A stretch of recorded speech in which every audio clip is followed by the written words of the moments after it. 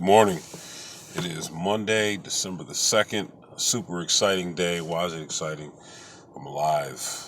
I got the memo. God said, let there be life in James. And I woke up, right? Good day. So no reason to complain. So if you're watching this video, you are blessed.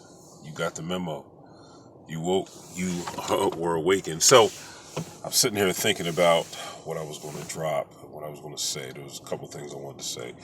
I always talk about success, goals, achieving things. But let's talk about execution today, right? Execution, meaning getting things done. And getting things done is not easy. I'm going to use an analogy that I'm very familiar with.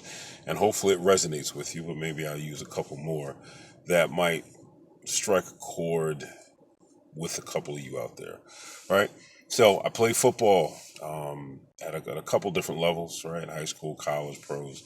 And in football, you study your opponent, you study your team, your plays. They put the best group of people together, guys. I was on an all-male team playing football, and you have to go out and practice and execute the plays offensively, defensively.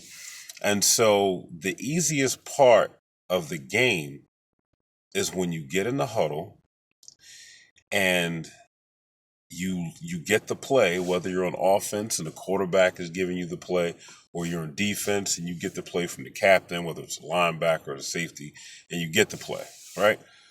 And then you got to go to the line. And what happens is when you're in the huddle is almost like a break, right, from the execution. And in a football game, there's consistent execution, right? So there's micro executions that continue to happen, whether it's 60 plays, 80 plays, whatever the number of plays are through the game that help the team to win the game. It's constant execution of teamwork, every play. But when you get to the huddle, you get to breathe a little lighter. You get to slow the heart rate down. You get to hopefully not feel too much of that pain from the last play. You got to forget about the play, whether you did a great thing or you did a not so great thing and you made a mistake, right? You got to leave it alone. And you got to just have short-term memory and get to the next play so that you can execute the next play, and get the first down or get another few yards or get a touchdown or a field goal or an extra point, whatever it is you need to execute, right? Continuously until the game is over. But the easiest part of the game, outside of not playing it and being on the sidelines, is in the huddle, right? Not saying it's easy, it's the part that's not as stressful. But you have to be very, very attentive in the huddle, and you have to command the attention of all of your teammates in that huddle. If you're the leader, you have to come back to the huddle. They have to be focused on you and zoned in, and they have to be ready to receive the play. They can't be thinking about, oh man, I just dropped a pass. I just missed a tackle. I could have gotten that interception. Is my family here? My girlfriend stuff going on at home? All that stuff, they can't be thinking about it. You have to command their attention, give them some kind of calm and excitement, but also confidence that we're going to execute the next play successfully and move the ball down the field. What does that look like in your job, at home, in your family, in your relationships? It means that if someone is a leader, whether it's you, your spouse, significant other, your parents, your job, you have to make sure you're listening, they're commanding your attention or you're commanding theirs. You're not thinking about a whole bunch of other stuff. That means be fully present. So you're listening, retaining the information, and then you know the steps to execute so you can move the ball. So that means you can move the objective and get to the expected outcome or the result, whether it's closing the deal, making some additional money, bringing on new clients, growing the relationship, whatever the execution strategy is, you need to be able to do that to get the outcome that you're looking for.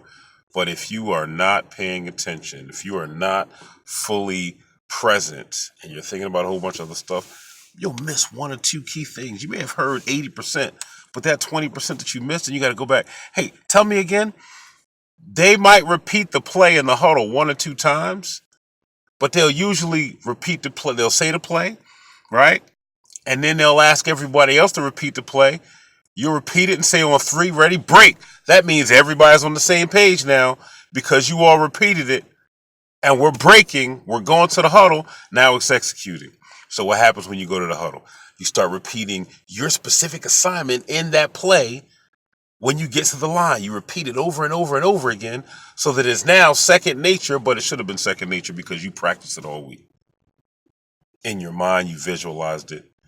In your locker, you visualize it. You visualize it walking around during the day. You dreamed about it. So now when you get to the line, by the time that ball is snapped, by the time you leave that meeting room, that's the snap of the ball, and you now have to go execute, you've taken your notes, you've written things down, you figured out where the resources are, who you need to contact, follow up with, you set calendar invites, you send emails out, you CYA covered your ass, but then you got to execute. Then boom, the ball is snapped. And now you got to go execute.